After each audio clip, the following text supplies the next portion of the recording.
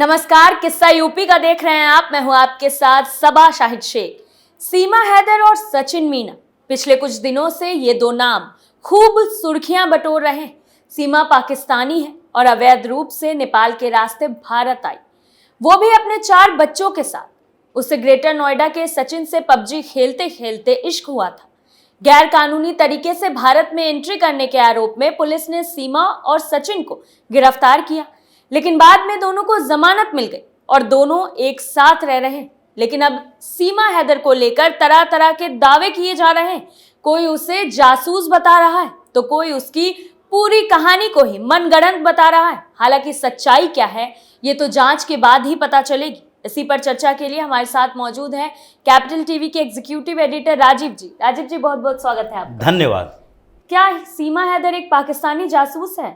देखिए, ये तो जांच का विषय है, लेकिन जो सबूत मिल रहे हैं, जो जानकारियां धीरे धीरे एक एक करके आ रही है, उसमें तो यही लगता है कि कोई न कोई टारगेट सीमा हैदर की है। और वो टारगेट कोई सचिन नहीं हो सकता, जो कि सामान्य परिवार का एक फैक्ट्री वर्कर है। वो कभी टारगेट नहीं हो सकता कि पाकिस्तान से चलता हुआ एक लड़की अपने पूरे परिवार के साथ, यानी 4 बच्चों के साथ दुबई होते हुए नेपाल आए और वहां से हिंदुस्तान आए और हिंदुस्तान में भी ये नोएडा, ग्रेटर नोएडा के क्षेत्र में आकर बस जाए। और वो एक लड़का जो कि बहुत ही सामान्य फैमिली बैकग्राउंड का है, बहुत ही सामान्य काम कर सकता है, जो कि इसके पूरे परिवार के भरण पोषण की भी जिम्मेदारी नहीं ले सकता, उसके लिए वो ये सब काम की हो।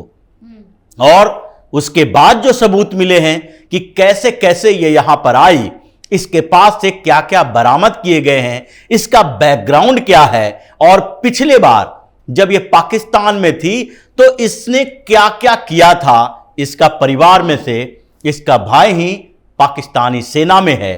तो ये सारी जानकारी जो छन छन कर सामने आ रही है, उस पर कोर्ट पर भी सवाल उठ रहा है। भारतीय कानून व्यवस्था और इन्वेस्टिगेटिव एजेंसी के ऊपर भी सवाल उठ रहा है कि आखिरकार ये लोग सीमा हैदर को डिटेन क्यों नहीं कर रहे। बिल्कुल, क्यों छूट दे रखे हैं कि वो अपने घर पर बैठ के यूट्यूब वीडियो बनाए और पूरे देश में एक सहानुभूति पैदा करने की कोशिश करे कि वो प्यार के लिए इतनी कुर्बानी दे रही है। कहीं वो कॉन्ट्रैक्ट किलर तो नहीं, कहीं वो यहां आकर ह्यूमन बम तो ना बन जाए, कहीं वो सचिन को एसेट की तरह उपयोग तो नहीं कर रही है। ये कई सवाल हैं जो कि अब तक आईएसआई ने भी किया है, जो आईएसआई का तरीका है, जो कि रॉ का भी तरीका रहता है। भारतीय खुफिया एजेंसी भी ऐसे काम करती है, जो कि इजराइल की जो एजेंसी है, खुफिया एजेंसी मोसाद, उसका भी तरीका रहा है, और अमेरिकन सीआईए का भी तरीका रहा है। जितने भी दुनिया के ये जो खुफिया एजेंसियां हैं और जो लड़कियों को जासूस बना के भेजते हैं, वो कहीं ना कहीं एसेट का इस्तेमाल करते हैं, और जो लड़के होते हैं वो लड़कियों को एसेट के तौर पर इस्तेमाल करते रहे हैं। इस बीच तो हिंदुस्तान और पाकिस्तान, ये दोनों जगह पर अलग अलग तरकीब सामने आई है।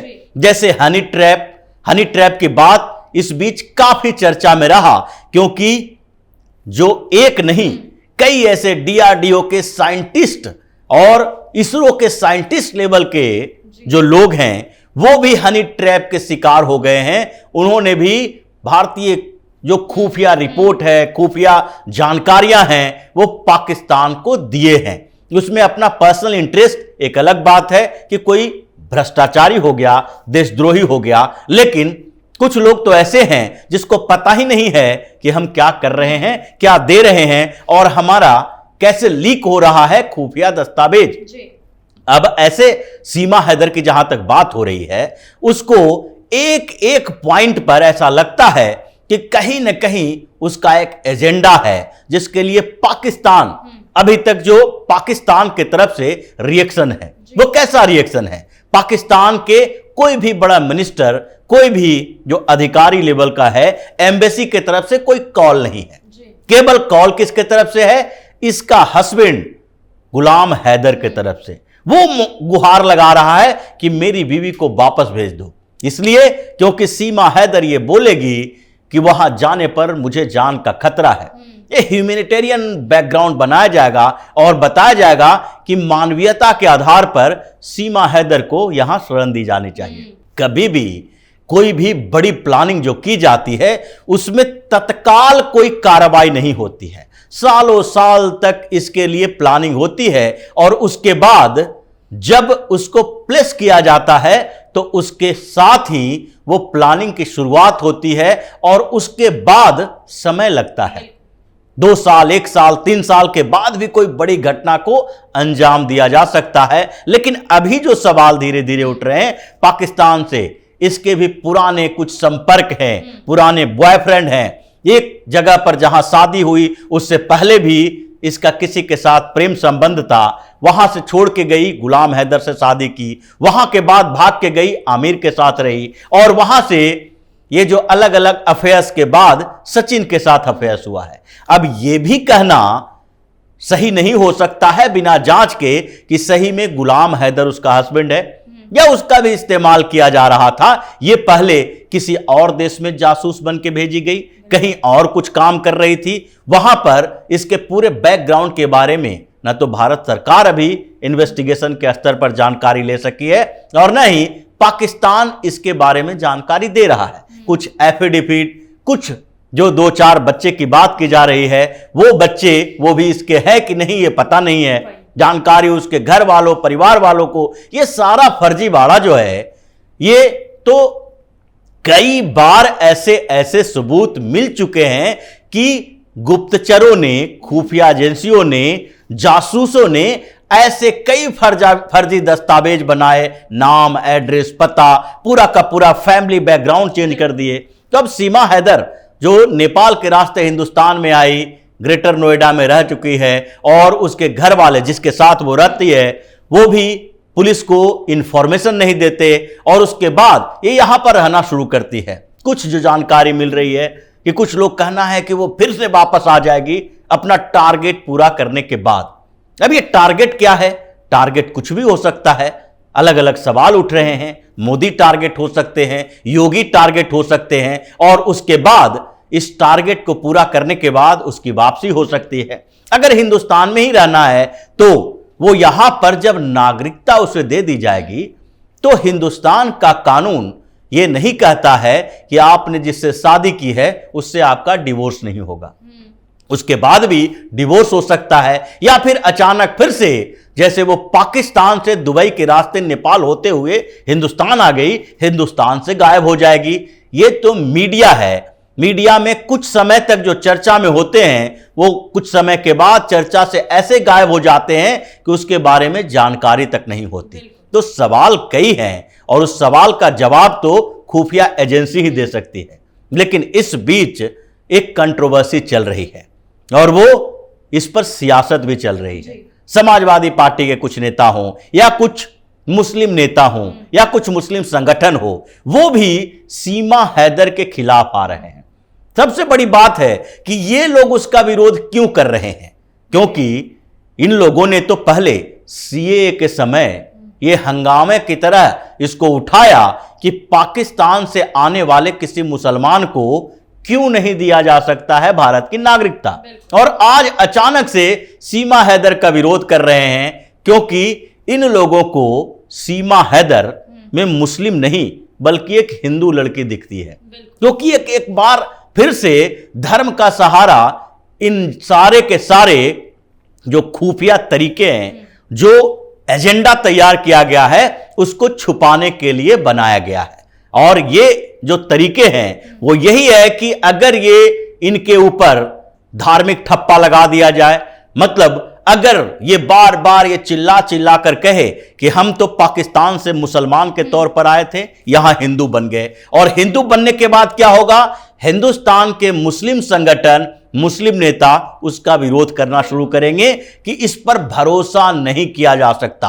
और जैसे ही ये मुस्लिम संगठन, मुस्लिम नेता इसका विरोध करेंगे, हिंदू संगठन के लोग या फिर कुछ हिंदू इसका समर्थन पे उतर आएगा कि सीमा अब मुसलमान नहीं रही, अब हिंदू बन गई है, राधे राधे की पट्टी रखे हुए है, कृष्ण भक्त बन गई है, यूट्यूब पर वीडियो डाल रही है। अब ऐसे में सवाल तो यह उठता है कि यही हिंदू संगठन के लोग, हिंदू लोग जो है, जब उसके समर्थन में उतरेंगे तो फिर बाद में जो मुस्लिम संगठन इसका विरोध कर रहा है उसकी आवाज धीरे धीरे दब जाएगी और ये एक बड़ी कॉन्स्पिरेसी भी हो सकती है कि पहले जाओ वहां ऐसे तरीके अपनाओ और हिंदुस्तान में जहां अभी हिंदू और मुसलमान का मुद्दा गर्म है, अभी चर्चा है, सियासत में भी ये केंद्र में है, तो ऐसे में हिंदू और मुसलमान के बीच ये मुद्दे को प्लेस करो और उसके बाद जब ये विवाद बढ़े तो तुम्हारे प्रति जो सहानुभूति होगी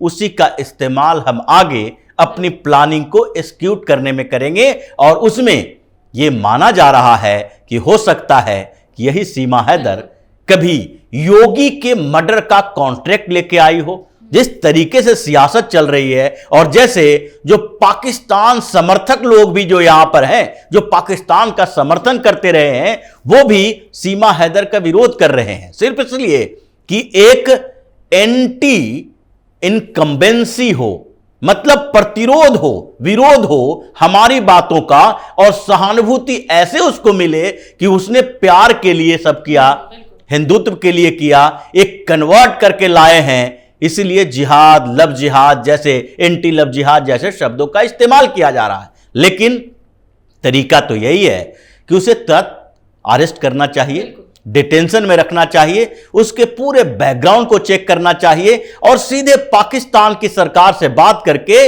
सीमा हैदर को डिपोर्ट करना चाहिए, ताकि आगे ऐसे ही सीमा हैदर हो या फिर कोई और हो, दूसरे देश से हमारी सीमा में अवैध, मतलब गैर कानूनी तरीके से, अवैध तरीके से अगर एंट्री लेते हैं तो उसको यह पता होना चाहिए कि जैसे ही वो एंट्री करेंगे वैसे ही यहां की सरकार उसे वापस भेज देगी। बिल्कुल, बहुत बहुत शुक्रिया आपका, धन्यवाद। तो देखा आपने पाकिस्तान से आई सीमा हैदर के मंसूबे क्या है।